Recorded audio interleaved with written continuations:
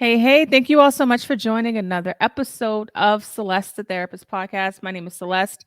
I'm a therapist from Boston. If you've never been here before, thank you so much for giving me a try. What I do on this podcast is I get to talk to some amazing people that are doing things to empower the lives of others by sharing this story. And the goal behind this is to help you shift the way you think. I do believe we get stuck in negative cycles when something happens, and I just really want to empower people. And who's going to help me do that today? Jenny. I'm going to have Jenny introduce herself to you all.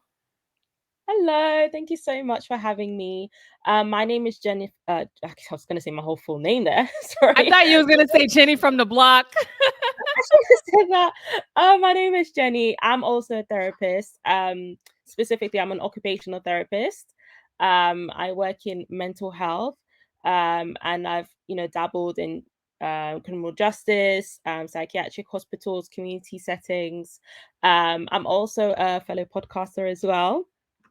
Um, and I do quite a few speaking events here and there, talking about mental health, neurodiversity in the workplace through my company SASA, which is a consultancy company where we support startups, smaller companies, bigger companies with ensuring that their staff are well supported in terms of their well-being and also neurodiversity should they have any. Thank you for that amazing introduction. As you can see, Jenny does a lot. But there's always inspiring people who may have a passion for something, or as they get older, may not be sure if they could do something. So I would love to hear a little bit about your upbringing because a lot of times when I talk to their other therapists, they're like, I never thought I would be a therapist. I never thought I would be a therapist. Yeah. So I would love to hear like what was your upbringing like growing up? Yeah, I'm definitely one of those people that never thought they would become a therapist.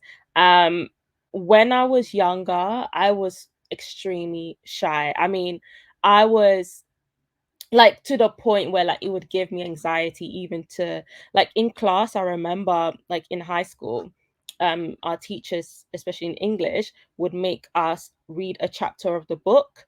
Like every single lesson, it would be somebody else's turn, and I dreaded the moment that it would be my turn. Like it was so bad.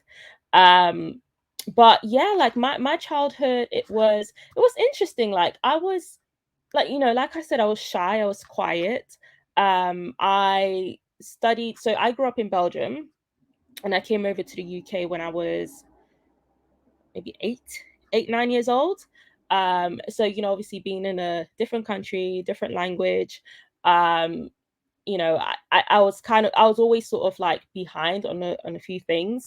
But I caught up quite quickly. But again, like just my self-esteem was super, super low. But that being said, I was involved in loads of like so we used to have shows.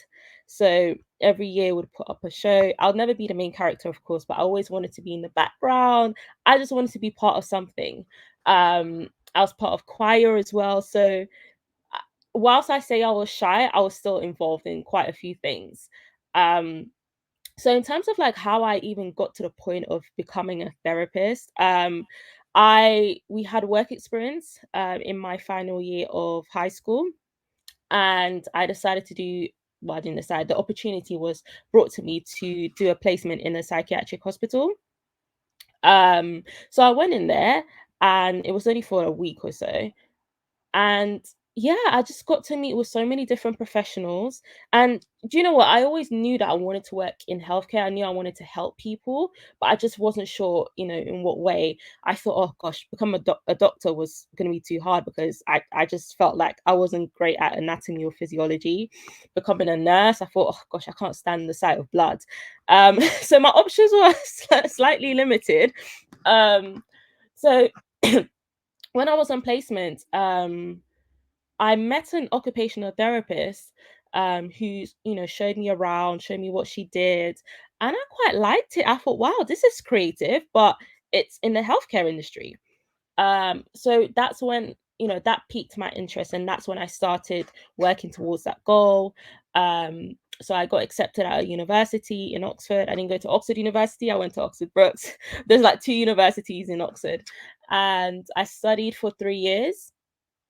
So in the UK, for most degrees, you study for 3 years, unless you want to become a doctor. That's usually 5 years or so. So I studied for 3 years, but it was jam packed. Like you had your placements. I had to do quite a bit of physiology and anatomy, so I couldn't run away from that. And it was all within the 3 years. And it was quite fun actually. Like even where they sent me, I did a placement in neurology, in physical health, working with the elderly, and again in psychiatric units, more specifically forensic psychiatric units. And that was my first introduction to criminal justice, which is how I landed my first job in a secure psychiatric hospital. So working with clients who have various mental illnesses, but also have a criminal history. Or have just been transferred from prison. So that's kind of how my journey started in a nutshell, and put into. Wow. I'm honestly like, is I would have never thought you were shy growing up. And then, but obviously, even though you were involved in things, you wanted to be in the background. But obviously, the universe had bit better plans for I you. know. What was it like? Because that's the one place I've never worked in a locked facility. You realized you wanted to help people. You started to become passionate about different populations. But once you go in, you're locked in with everyone else. Did that bother you at all, or were you more focused on the work you were doing? um I wouldn't say it bothered me, but I was more curious to know what was actually happening in there, um, especially with how the media is in terms of portraying people who have committed crimes and have mental health problems. Um, one of our higher security hospitals or psychiatric units, secure units in the UK is Broadmoor Hospital, which is where I actually did my final placement. And my initial assumption was that, oh my gosh, it's going to be so scary. You've got all these dangerous people, staff are getting attacked and everything. And whilst there is an aspect of risk, it is all risk assessed, and they are professional, and at the end of the day these individuals are unwell, hence why they're there, to be treated, to be assessed, and for an appropriate intervention to be facilitated. So I was just more curious to see, like, how does it all work, trying to put the dots together and see how I could play my part alongside the psychiatrist, the nurses, the social worker. How could an OT support an individual in a clinical way? So yeah, that's kind of what helped me to, I guess, stay grounded and not get so pulled up in this whole thing of, oh my gosh, this is a secure unit. Oh, look Okay. at high profile people. Like, I just saw them as a patient, and I'm here to support them and cater to their needs, really. In case people aren't familiar with what an occupational therapist does, can you explain what that is? Yeah, it's always so hard to explain because we kind of do everything. But essentially, an occupational therapist looks at how they can support an individual to be as independent as possible, regardless of what their condition is. So we have OTs who work, and OT is the abbreviation of it. You have OTs who work in physical health settings. So perhaps, for example, with those who have traumatic brain injuries, and supporting them in their care by getting them to do the things that they once did before. So maybe that's cooking again, going out for a walk to build on their strength and their dexterity.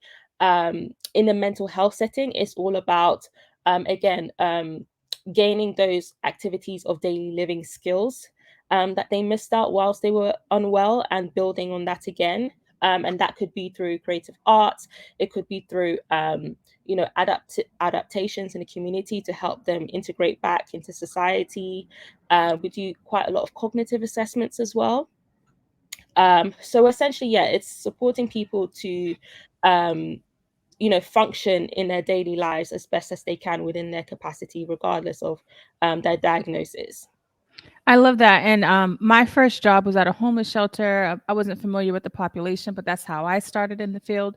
And one of the things I learned, what I'm grateful that I was there. Everybody's lifestyle of what success or what their functioning is going to look like is just different for everyone. So meeting people where they are is so powerful. And when somebody has something to get up to look forward to, for maybe you and I, it's our entrepreneurship job, right? Like that's part of our, but for somebody else, it might look different. And we have to meet them where they are to make sure, like for parents, or like I have two older kids, they're special needs, one's autistic. And even though like they're not going to do the things that my other kids may do, like I meet them where they are. And Yeah, OT has been extremely like amazing in that aspect where they're able to do the things within and they're happy doing them. And I think yeah. sometimes people will try to push people into a different direction because they think that's the way it's supposed to be. But I think it's important to look at where the person is, and that's where like you kind of come into play probably during those roles that you've been in.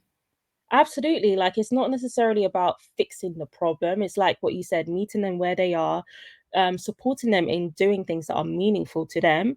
And like you said, like for us, it might seem very menial, but to somebody else, just getting up, being able to take a walk for 10, 15 minutes, that can make the entire day. And for them to keep on doing that, that could be part of their recovery. So again, it's just taught me so much about how as human beings, like we need to look at each other holistically. And it's not, I feel like as OTs we take a more holistic approach, so looking at the environmental factors, the psychological factors, the social factors, and they're all different for everyone, and like I said, it's more looking at that person and actually asking them, what do you want to do? What kind of goals do you want to set for yourself, instead of us as clinicians saying, oh, by in the next 2 months this person has to be able to walk from this place to that. No, yes, we can bear that in mind, but also I think, and that's the thing, like especially a lot of hospitals, and we in the UK, we have it's called the NHS, so the National Healthcare Service, um and we have been really great at adapting a more inclusive approach to creating care plans for our patients. So in that sense, it means getting them involved in their care as well. Yes, we are the professionals, and we do have our expertise, but we should be able to allow a person, as long as they've got the capacity to do so, to have autonomy over their own care as well, and to have a say in what they want to do. Yeah, I love that. And also, even though we're talking as clinical professionals, I think if you're a parent listening to this, you may have had a vision for your child to do a certain thing, and really thinking about listening and asking them kind of like if you're struggling with where they are, you notice they're struggling, just hearing them. And that's a big thing. When I started in the field years ago, I don't feel like the care plan was a part of something that they were a part of. It was, but Yeah, over the years, I've seen how a more holistic approach has been taken, and yeah, it's important because we're human beings, we're different. But some societies and some cultures try to lump everybody into like one way, and that's just not the way life is. Like we're all very different, very unique, and I think the more we can embrace that and find solace or find happiness in the fact that like we're able to be grounded in who we are and not who society says we should be. I think there people would feel a lot different. It's hard to assimilate and put on a mask and perform because of how society says you should do. It's harder to live life that way. It looks different when you're able to be who you want to be. absolutely. And that's another reason why, like, I've taken a more interest in like neurodiversity, for example, whether that's in the hospitals or in the workplace, and just speaking to my friends and speaking to just people, people who are neurodiverse in general, and just hearing their struggles of how they've had to assimilate, how they've had to mask their symptoms or traits, and essentially go into work and not actually being their true self, especially as a black person, as a black woman. You've got all these different factors that are on top of you that are making you mentally just drained. Um so again, that's why with the work I do with SASA, is just speaking to companies and educating them. I think education is key, obviously, but seeing how they can support their staff in terms of um you know helping them to to bring their true self to work without feeling ridiculed or judged in any way. So speaking of, and that's Jenny is so right. Education is huge. In my sessions with my clients, and we're talking about what's going on, and I'm educating them about the process. There's this light bulb that goes off. It's super powerful to understand. And when we talk about educating ourselves or people, it's not like a schooling type of thing. It's just talking about the like ABCs of life that like is not given to us, because if we learn how to adapt and not depend on like people or Yeah. companies or society, then they lose money from us.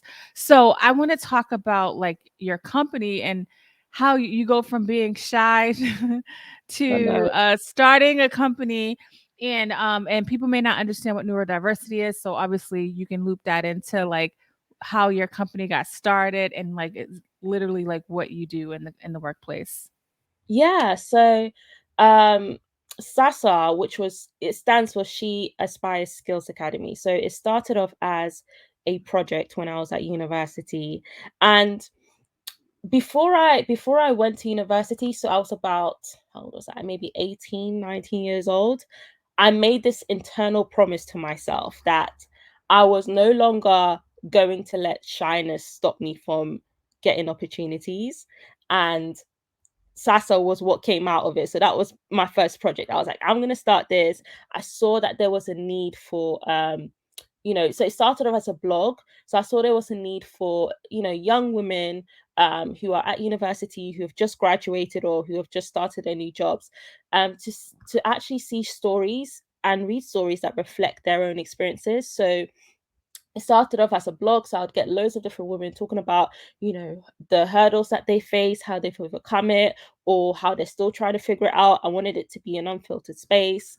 I remember asking my university, "Hey, I want to," and mind you, this was in Oxford as well, so majority of the people there don't actually look like me. So trying to get black women together, black and ethnic minority women together, and just to create a safe space was all I wanted, and I was able to achieve that. I had like about, I think it was like 120 people come down. And again, imagine little shy old me just thinking, oh my god, this is a bit, but I remember that promise I made to myself, so I just kept on pushing and pushing. So over the years, I've noticed like the themes that have come out in terms of the stories that the women have either told through their writing or through the events that we've put on. And the main thing was mental health, mental health, especially amongst the Black community, and neurodiversity as well. And the issue with neurodiversity was that, and to be honest, there is still a problem here in the UK. I'm not sure how it is in the US, where it's really hard to get a diagnosis. Um, it's very hard, and oftentimes people are having to pay extensive amounts just to get a proper assessment done, and even then that assessment process can take sometimes up to 2 years, which is just ridiculous. So imagine having to wait, you're still struggling, and all of that kind of stuff. And knowing that I had the experience, obviously through my placement, through training, I'm trained in sensory integration as well. So I felt that I was in a perfect position to sort of redirect my company into helping individuals who are either neurodiverse, who might want to find out more whether they have a clinical diagnosis or not, and also companies as well, because I feel like as much as I can help the individuals that are suffering, I think that all goes to waste if their environments aren't inclusive, if their environments aren't ready to support their staff as well. So that's how I made that transition from just being like a blog site to actually becoming a business and providing a service where I can, now use my expertise to, give that service consultancy advice to both individuals and employers as well. But it was a tough journey because I definitely went through like different bouts of, you know, perhaps feeling that I wasn't capable of running a company. Why would people want to listen to me? But then at the same time, loads of people still asking me. And I always remember my first event that I ever spoke at. somebody random just like emailed me. I remember I kept asking her, why do you want me to speak? Why did you ask me? She's like, oh, but I see all the stuff you're doing. I just want to, so I did it, and it just kept coming and coming. And I kept asking people, why are you asking me to speak? But eventually I sort of accepted it. And I realized that was just me internalizing my own, low self-esteem again, and feeling like I'm not worthy of speaking on something that clearly I'm, well versed in. So yeah, that's sort of how it began. And I'm still learning. It's not easy. And you learn a lot of skills. It's very different than being employed by a company, like running your own business and dealing with like some of the trauma as well that a lot of these people have faced, like just by trying to get an assessment or being rejected or being misdiagnosed. Um, so yeah, it's definitely been like a wholesome journey for me. Thank you so much for sharing that. That's extremely powerful. I want to point out, go back to the promise that you made to yourself, because that's one thing, kind of like you affirmed, made an affirmation, right? And I Mm, think that, like, for people that might be struggling in the area, because it's like your spirit, or you was being led into a direction where you like really wanted to like work with people, but it felt like the shyness was holding you back. And yeah. so, like, you spoke power over that shyness. Like, you declared it, like, nope, I'm gonna like, and there's something powerful about making a confession to yourself, right? Uh, um, that was a statement that you made like internally, but you kept going back to that. Mhm. And then after that, I also want to point out, like, when I when you are passionate about something, maybe like the bigger things you may need is not available, but the blog was there. And that's Yeah. something that if you put time in, like this, it's low cost. And so for people that are trying to start, and I know you didn't have this big vision of your company where it's at now, but as you started doing it little by little, is it fair to say that more ideas started coming, even though you were like charting on uncharted territory? This was not an area that you've been in, but you were like, you knew this is the direction you wanted to go. Yeah, absolutely. I remember like even just creating my first website, I actually snuck into the library. That we had like a graphic suite, and obviously I was in part of the healthcare sciences. So I had no business in the graphic design area, but I asked one of my friends, I was like, hey, I need to create a website. So I snuck in the middle of the night and created it, and did all this extensive research. Me and her, we created like the back end of it.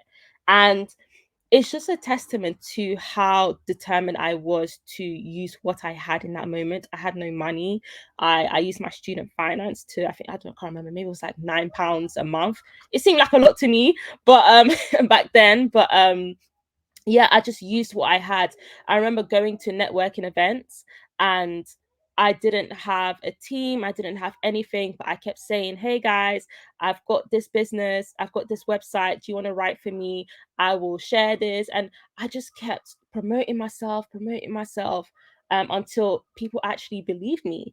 And as they believed me, it sort of gave me the confidence to keep on going, even though I was doubting myself every single day. I had this bit in my mind that sort of said, well, I've got about 5 writers now. If 5 people can believe in me, why can't I believe in myself? And I always say, like, whilst I was shy, I had big dreams. So I'd be the person in the background thinking, oh my gosh, if I had the confidence, I would do this, I would do that.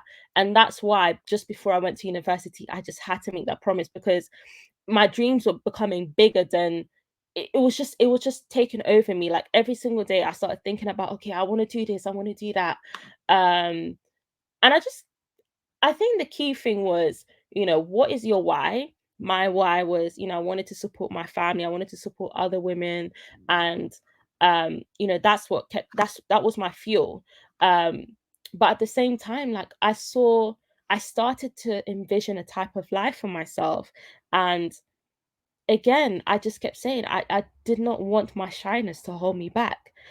But it didn't. And I can't remember who told me this, because I did hit a stumble where I was doing all these speaking events, and I was, everything was progressing.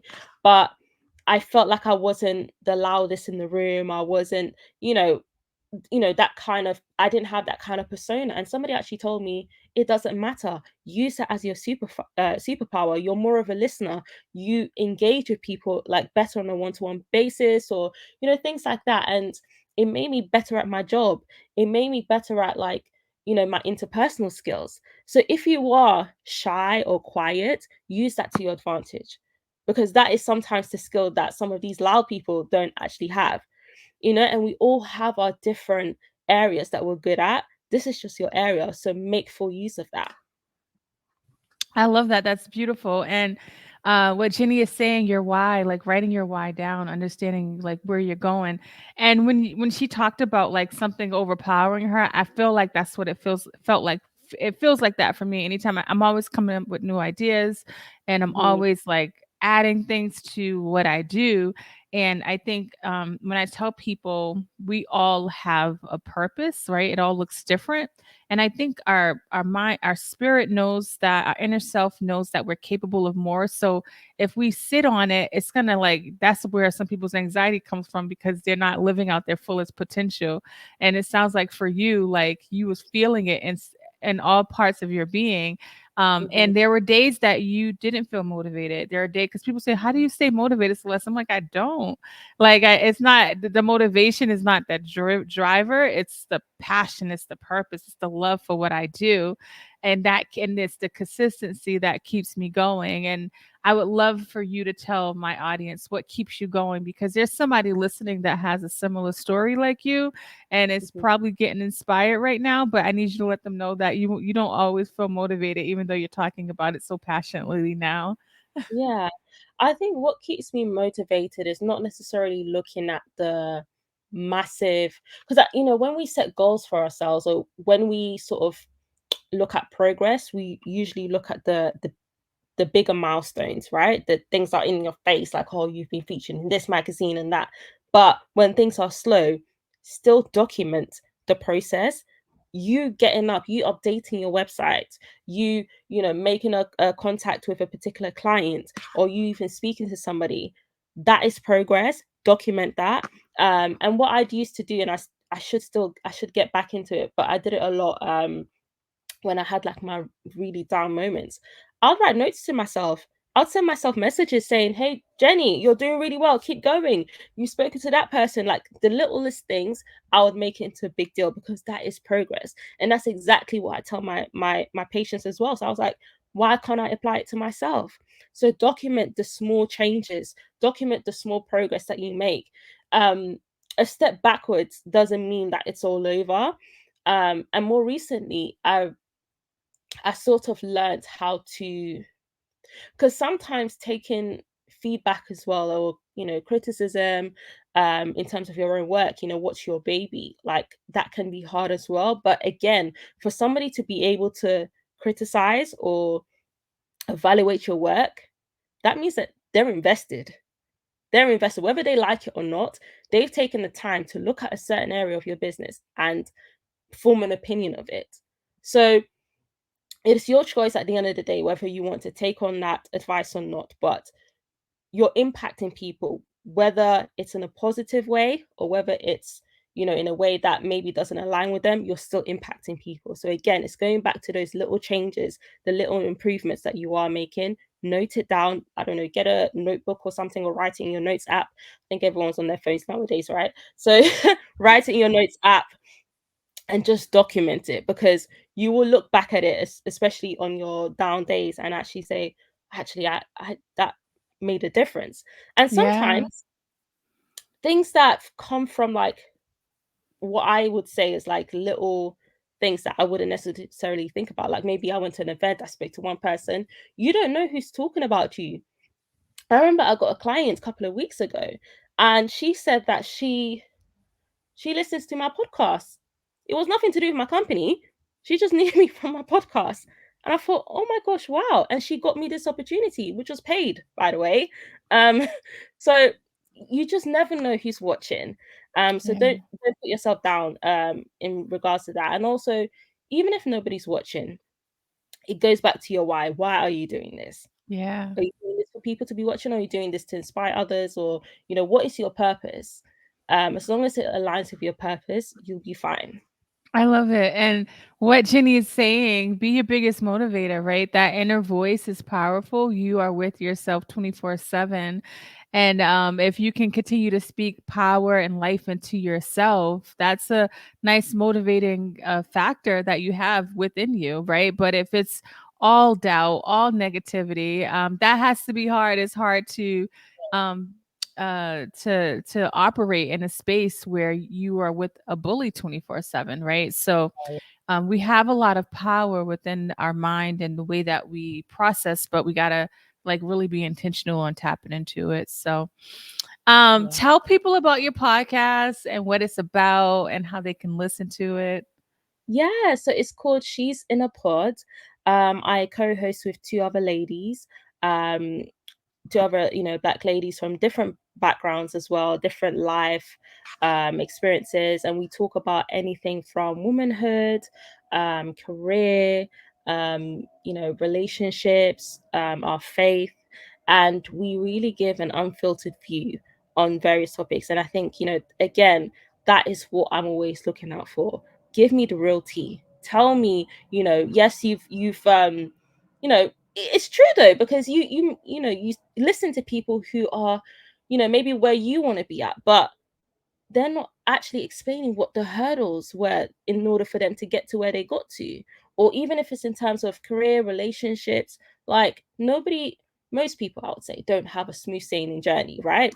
And that is what I want to hear about, so that when I hit those bumps and whatever cracks, I know that I'm not alone. And that's essentially what we wanted to do. So She's on the Pod, on Instagram, Spotify, Apple Podcasts, everywhere, YouTube. So yeah, that's like a snippet of what we talk about, but I it's all love it. fun, it's all love, and that's yeah. I love it. And speaking of tea, since you are a therapist, and I would love for you to tell people like how even not just your job, but in general, like what does your self-care look like? Sometimes people think therapists are like therapists, like not people, but just we're just therapists 24/7. We're Oh just always yeah, on. And I'm like, no, I gotta work hard, like just like no. you every day. So you could give my people some tea on your self-care routine and what it looks like for you. Oh, it's very basic, I'll say. Watch TV. I love, like, when I have a series, like a long series to watch, and I'm just finishing work, and I'm like, oh, yeah, I can't wait to get home and watch this. Like, that is my self-care, just like Me sitting too. on I my thought it bed was just me. watching TV, nothing fancy. Like, I'm just there with my wine, maybe like a face mask, and that's it. I conk out, and I'm ready for the next day. Um, Speaking to friends as well, totally unrelated to work. Like, nobody's talking about work. We're just talking about what the latest headline news is. Like, I don't know, on Twitter, guys, like just mundane stuff. And then, I go to the gym as well, as you probably know, like going to the gym, exercising, that's also good for your mental health. But for the most part, I try and switch it up. I'm not, because my work in general is very routine. I sort of know what's happening like every single hour because it's pre-planned. Um, so outside of that, I try to just mix it up with like going out to events, watching TV, going out to eat, and just, yeah, there's just that element of surprise and just spontaneousness to Oh, it. okay. Yeah, you sound like me. I love a good BBC show. I feel like they don't Yeah. draw them out like our America, like but yeah, I love, and I'm like, oh my gosh, this is the last episode, and I try to pause it to make sure I savor Yeah. every bit of it. Yep. Yeah. Sometimes I'm like, uh, oh, I could just get like erase my memory and just watch that again.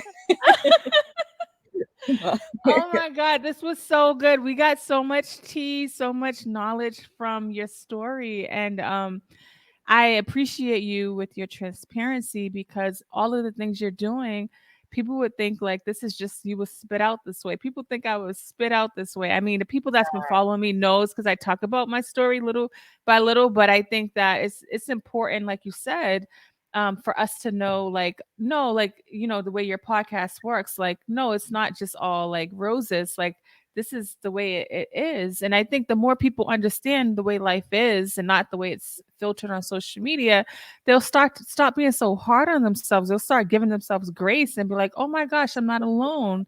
And Yeah. that's why, like, I love, especially when I get to have a therapist on. I started this because I would go on social media and talk about stuff, and people be like, oh, but you're a therapist. And so I said, I'm going to get other people on so that they can share like what they're doing. And so periodically I do have a therapist on, but it's nice to hear someone who has like created a platform and a brand from themselves from scratch despite their internal struggles, and to give us the knowledge on like what allowed you to keep going despite the struggles that you had. So I really appreciate you. So thank you so much for having me. I mean, look, we're all, we're all human at the end of the day. We all go Hmm. through certain things, whether you're a therapist or not. It doesn't exclude you from the fact that life just happens. Yeah. Um, but I think the main thing is obviously creating spaces like what you've done with your podcast, safe Hmm. spaces where, people can just share like just the highs and the lows, and so that the listeners as well, like you rightly said, can understand that, hey, life happens to us too. Hmm. I think, again, what I'm trying to be more intentional about is not just showcasing the high points, but actually showcasing like, the times. Like I remember I did like a reel, and I showed like I was very intentional with recording. So when I did a TED talk, recording the elements where, I was so fed up because I didn't realize like TED talks were so draining. Like preparing for Yeah. watch one, I'm like, oh my Yeah. god, so amazing. But then actually preparing for one, I thought, goodness me, this is actually taken like it's taken a lot of me. Like this has drained me. Um, but yeah, I was so intentional about showcasing that part so that just people know, like people who are inspiring to do that, like not to deter them from it, but just to be like, hey, listen, whilst it Yeah. was amazing, these were the behind the scenes as well. Yeah, that's good. And congrats on your TED Talk. I've never done a TED Talk, but I've spoken to people who have, and they talk about the preparation. It's no joke. And so that's an example on how like you did well on the TED Talk, but like the behind the scenes journey was not easy. And showcasing that lets people know when they do hit that bump in the road, like it's okay. It's part of the process. And so like I think that's really amazing. So thank you. Thank you. Tell people how they can find you on social media. We know how we can find your podcast. And then also I'll have the links to everything in the show notes for people that want to just click on it and go. Lovely. So you can find me on all socials at Jenokolo, Jen Okolo. My company is at We Are SASA. Our website is www.wearesasa.com. So you can find out what we're up to on there. We'll have some stuff happening at the end of November, so please stay tuned. So yeah, just watch the space. Thank you so much. You're very lovely and I appreciate your energy.